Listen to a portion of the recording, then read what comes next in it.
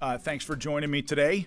I'll start off with a few things at the top, and then I'll get to some of your questions here at the end. But let's start off with Ukraine, because I'm sure that a lot of you all have a lot of questions about that. The Department of Defense continues to provide the president with robust options regarding military aid to Ukraine, consistent with his goal of bringing this tragic war to an end. And at the same time, the department is rigorously examining and adapting its approach towards achieving this objective, while also preserving U.S. military readiness and defense priorities that support the president's America First agenda. This capability review, and that's exactly what it is, it's a capability review, is being conducted to ensure U.S. military aid aligns with our defense priorities.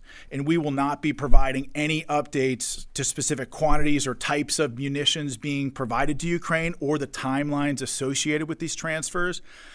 But the Secretary will continue to make recommendations to the President for his decision on military assistance to Ukraine going forward. I mean, we see this as a common sense, pragmatic step towards having a framework to evaluate what munitions are sent and where. But we want to be very clear about this last point.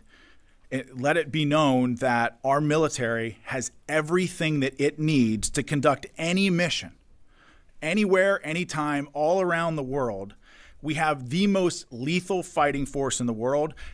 If you need further proof of that, look no further than Operation Midnight Hammer and the total obliteration of Iran's nuclear ambitions there.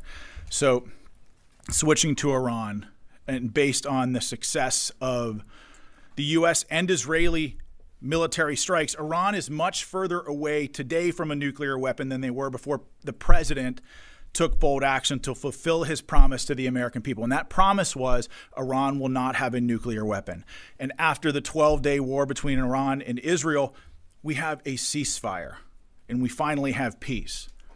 And the Department of Defense will support the diplomatic mission to continue that peace by ensuring that we maintain capability across the Middle East so that the President and the Secretary of Defense have a range of military options available to defend both our citizens, our troops, our forces in the region.